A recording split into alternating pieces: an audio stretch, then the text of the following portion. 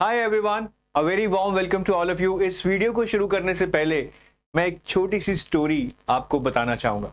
One of my student who actually started preparing for RBI grade be in 2021 और उनका बहुत बढ़िया finance background था, यूपीएससी में भी कॉमर्स ऑप्शनल था। He was not able to score good in the FM section when he appeared for phase 2 in 2021। तो उनसे मेरी बात होती रहती थी। I asked him that what is the reason you were not able to score good in FM in spite of having a finance background।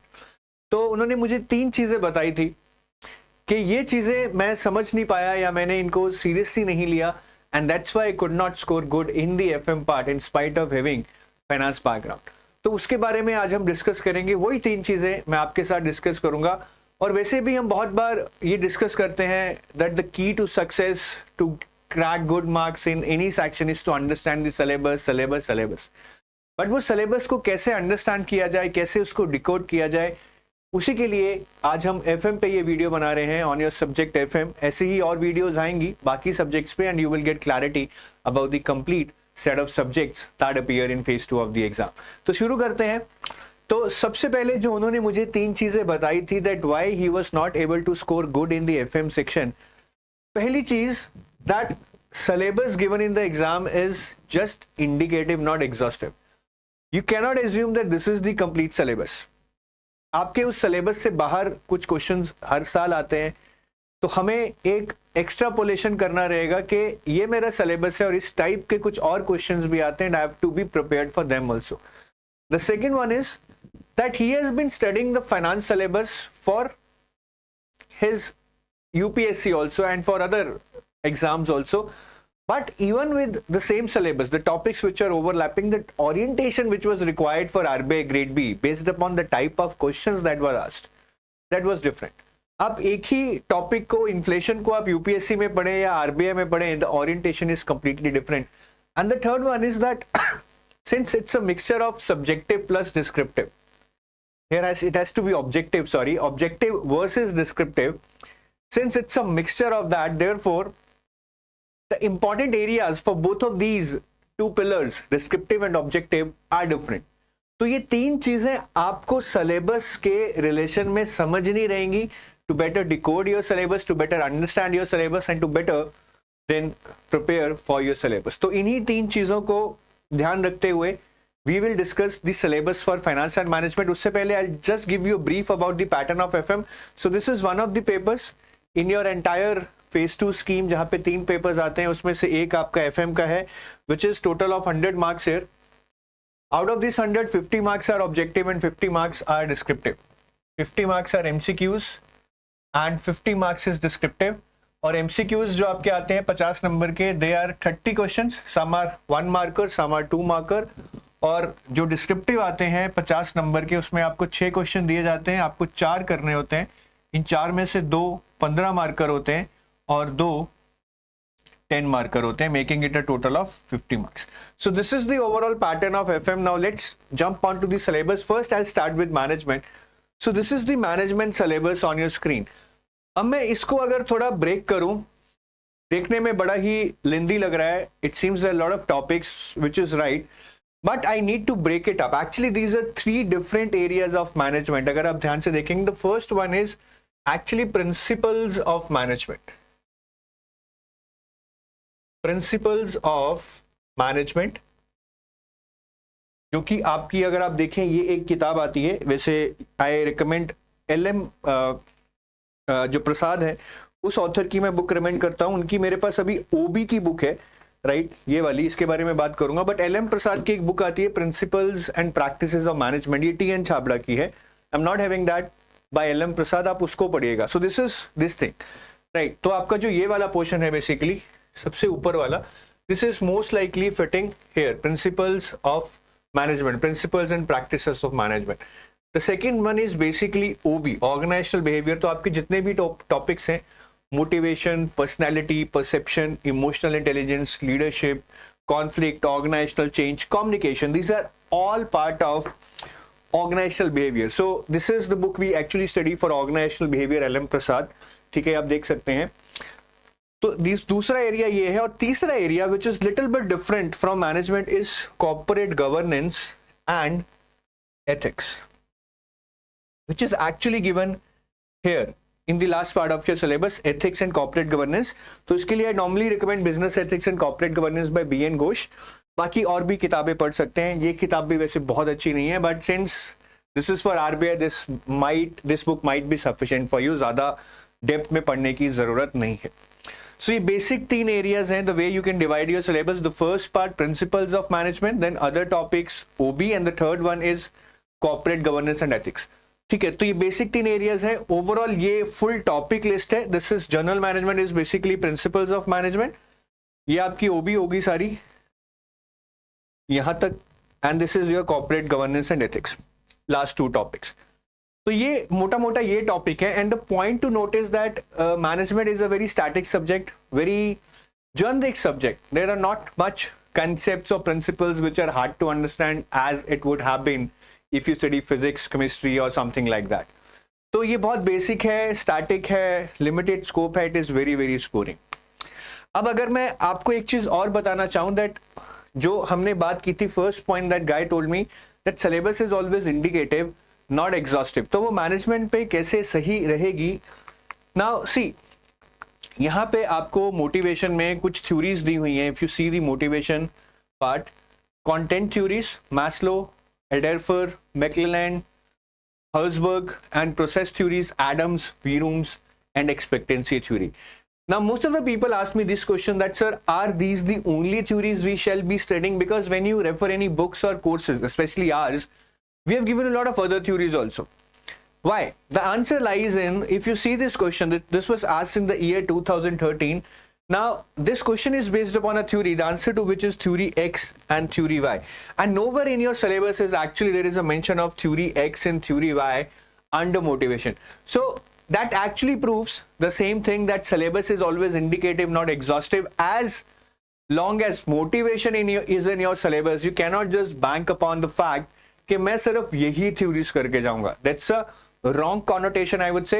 So don't go with that. Similarly, let me show you one more question. This question is on leadership styles, और इसका answer basically Fiedler contingency theory है and House path goal theory है by Robert House. अब again अगर आप syllabus देखेंगे यहाँ पे, it's written leadership theories, trait, behavioural, contingency, charismatic, transactional and transformational. They have not actually detailed that what contingency theories you have to study, what behavioral studies theories you have to study. So कई लोग सिर्फ ऊपर से इनके basic meaning पढ़कर सोचते हैं that they have covered the syllabus. That is not right. ये क्वेश्चन क्लियरली आपको बता रहा है कि आपके जो क्वेश्चंस हैं यहाँ पे, ठीक है, ये आपको हाउस पाथ गोल थ्योरी से आया है, फील्डर की कॉन्टिजेंसी थ्योरी से आया है, which are one of the theories under those types. तो सिलेबस सिर्फ इंडिकेटिव है. एक और एग्जांपल लेते हैं. यहाँ पे कॉर्पोरेट गवर्नेंस का सिलेबस मेंशन करता है factors affecting corporate governance, mechanisms of corporate governance. Nowhere it mentions about theories of corporate governance. But if you see, there was a question, right? Theories पे ये question आया था आपका, जिसका answer option number A था, stewardship theory, if I remember correctly. But this is one of the theory of corporate governance, which again proves कि आप line by line जो सिलेबस नोटिफिकेशन में दिया गया है उस पर डिपेंड नहीं कर सकते हैं. थोड़ा सा आपको एक्स्ट्रापोलेट कर बाहर जाना पड़ेगा. This is the first learning he had and I am telling you the same. Next is management के सिलेबस में ओरिएंटेशन क्या होनी चाहिए. No, management is studied by different people. कोई यूजीसी दे रहा है वो भी पढ़ेगा, कोई आरबीआई दे रहा है वो भी पढ़ेगा, और बहुत सारे एग्जाम्स में आती है. बट आरबीआई के लिए if you see the scheme of things, if you see the questions, I think they are very much theoretical.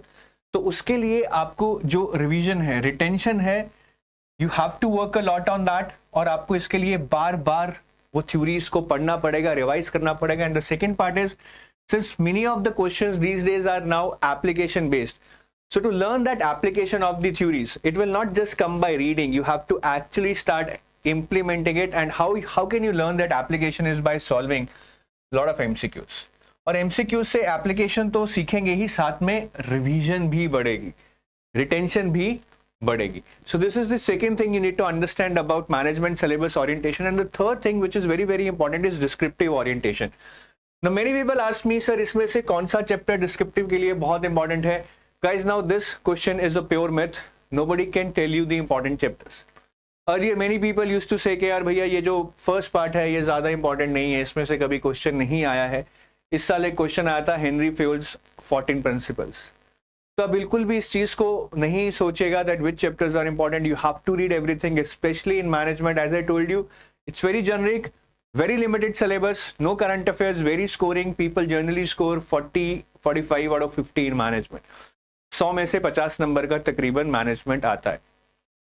तो यहाँ पे हमें कोई चैप्टर नहीं छोड़ना है, but I think one area which I must tell you is very very important कि जो एथिक्स और कॉर्पोरेट गवर्नेंस है, दीज टू चैप्टर्स, यहां से एक क्वेश्चन आपको हर साल तकरीबन आता ही आता है। सो यहां से आप एक question you can take it for granted, आ गया तो बढ़िया, नहीं आया तो ठीक है भाई, because anyways we are reading the other chapters. और एक चीज जो बहुत इंपॉर्टेंट है डिस्क्रिप्टिव में, दैट इज रिकॉल। देखिए जब आप ऑब्जेक्टिव क्वेश्चंस करते हैं, you are given the options, you can see the options, you can recognize that this is the answer because you would have read something like that in your book or in your notes. But in the descriptive question, they will give you a question and they will give you hints. No, they will not give you any hints. They will not give you any options. You will just have to recall. Suppose the question is that write 10 disadvantages of Maslow theory. So you cannot look upon the options or you cannot look upon any hints. You would just have to recall what you would have studied and write all the points there. So recall पे बहुत मेहनत करनी है. Recall is like just sitting now and recalling what you read. Just a snapshot of that thing. और ये चीज़ आपको आएगी continuous revision से. कुछ short notes आपके पास होने चाहिए which can be revised for the entire chapter in 10 to 15 minutes. That is very very important ताकि आप बार बार उस चीज़ को revise कर पाएं, मेन पॉइंट्स पे फोकस कर पाए। So this is about management, right. Now moving on to the finance part, ठीक है, क्योंकि आपके पेपर में फाइनेंस आती है, मैनेजमेंट आता है। Management we have discuss, finance की बात करें तो this is the syllabus for finance. Now this looks very bulky and this is very unstructured. It seems that they have just put in the topics wherever they want under these 3 headings. I will give you a more structured view of this so that you can read in a proper structure, in a proper order actually. सो अगर मैं module a financial system की बात करूं, मतलब मैंने इसको modules में divide किया है, मैंने अपने खुद के यूनिट्स बनाए हैं। आप इस ऑर्डर में पढ़िए, इन यूनिट्स को मानकर पढ़िए, आपकी प्रिपरेशन बेटर होगी। सो इंडियन फाइनेंशियल सिस्टम में सबसे पहले आएगा introduction to the Indian financial system. Basic है, यहाँ पे कहीं मेंशन नहीं है, but you should read this about introduction to Indian financial system. Then bond market आता है इंडियन फाइनेंशियल सिस्टम में, जो आपके सिलेबस में यहाँ पे है।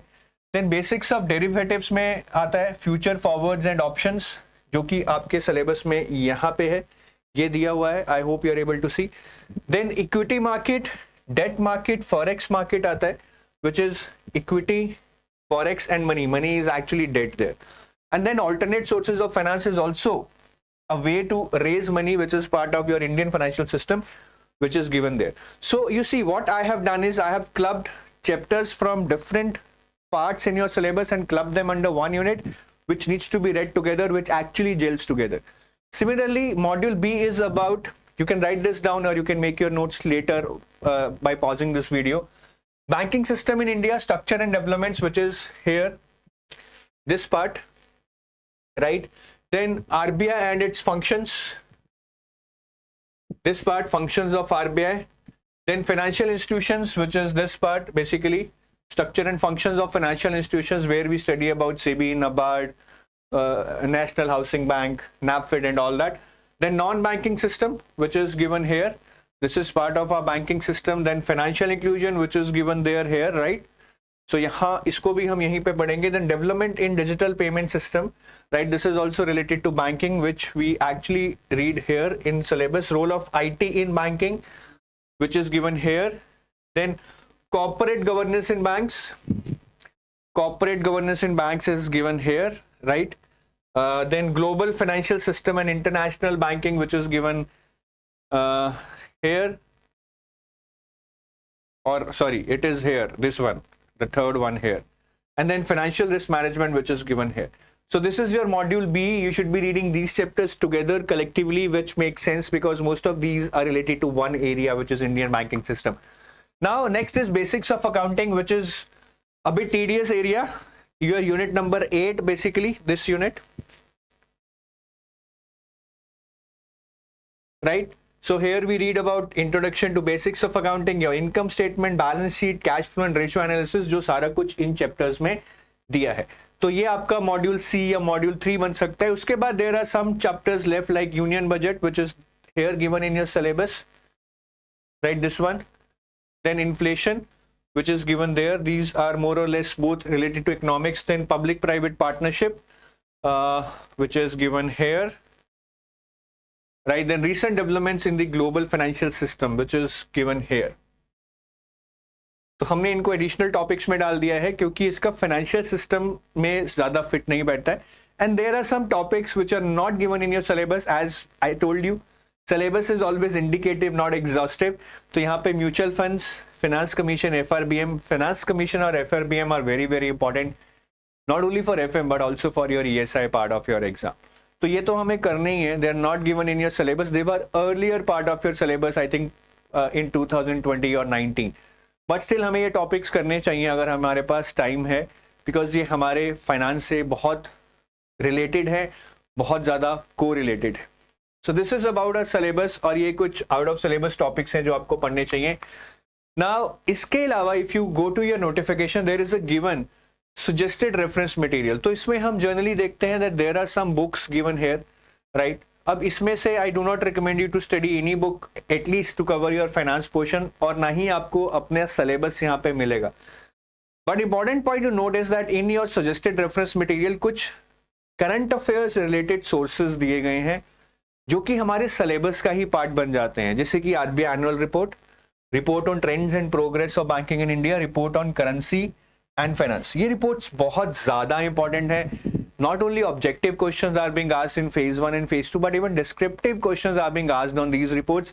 2023 में report on currency and finance पे क्वेश्चन आया था, और एक और रिपोर्ट है आरबीआई की फाइनेंशियल स्टेबिलिटी रिपोर्ट. 2022 में फाइनेंशियल स्टेबिलिटी रिपोर्ट पे क्वेश्चन आया था. Then economic survey and material source from RBI website which is mainly RBI notifications. RBI के जो भी रेगुलेशंस आते हैं, नोटिफिकेशंस आते हैं, वो हमारे लिए बहुत बहुत इंपॉर्टेंट है. So this is that part of your syllabus which is not mentioned in your syllabus but under suggested reference material, since they have mentioned all these things, they directly become part of your syllabus. और current affairs में मैंने पिछली slide पे बताया कि RBI notifications और reports तो important हैं ही, उसके अलावा any news related to SEBI, ministry of finance, economic survey and budget, और schemes under ministry of finance. Of late we have seen that there have been some questions asked in your finance section, जिसमें उन्होंने प्रधानमंत्री जनधन योजना, प्रधानमंत्री जो भी, I don't remember the exact names, I think Suraksha Bima Yojana, इनके ऊपर कुछ क्वेश्चंस पूछे थे, because these are the schemes under ministry of finance. तो हमें वो स्कीम्स भी पढ़नी चाहिए थोड़ी सी बेसिक लेवल पे, ठीक है. और not only the objective portion, even the descriptive questions that are being asked in your exam are from current affairs. 2023 में 3 क्वेश्चन पूछे गए थे, ONDC, UPI and retail direct scheme. All of these were somehow related to your current affairs. तो current affairs का weightage बढ़ता जा रहा है. हमें डिस्क्रिप्टिव के लिए आई थिंक एटलीस्ट हमें एडिटोरियल्स पढ़ने चाहिए in leading newspapers like live mint और इकोनॉमिक टाइम्स. वहां से हमें इसकी काफी ज्यादा कवरेज मिल जाएगा, और हमारा जो एक सिलेबस कवर करने का स्कोप है वो फुल एंड फाइनल हो जाएगा with the reading of editorials on any topic which is hot in the finance section. तो ये फाइनेंस के सिलेबस के बारे में हो गया, both static and the current affairs. बाकी इसमें ओरिएंटेशन क्या होनी चाहिए, देखिए there are some chapters which are the core chapters in terms of understanding and in terms of importance also, at least in the objective section. Objective section में यही chapter हैं जिन पे आपको ज्यादा क्वेश्चन आएंगे, और इन्हीं चैप्टर्स को पढ़ने में you have to spend lot of time, because these are the core chapters. इनको समझने में टाइम लगेगा. Income statement and balance sheet, cash flow and ratios, primary and secondary market, risk management, inflation, derivatives, bonds, functions of RBI, fiscal policy and financial institutions. तो ये 7-8 जो भी chapter है ये कोर चैप्टर है. मैक्सिमम टाइम इन पे लगेगा. 70-75% of your time should be spent on reading these chapters. बाकी चैप्टर्स बहुत जेनरिक हैं.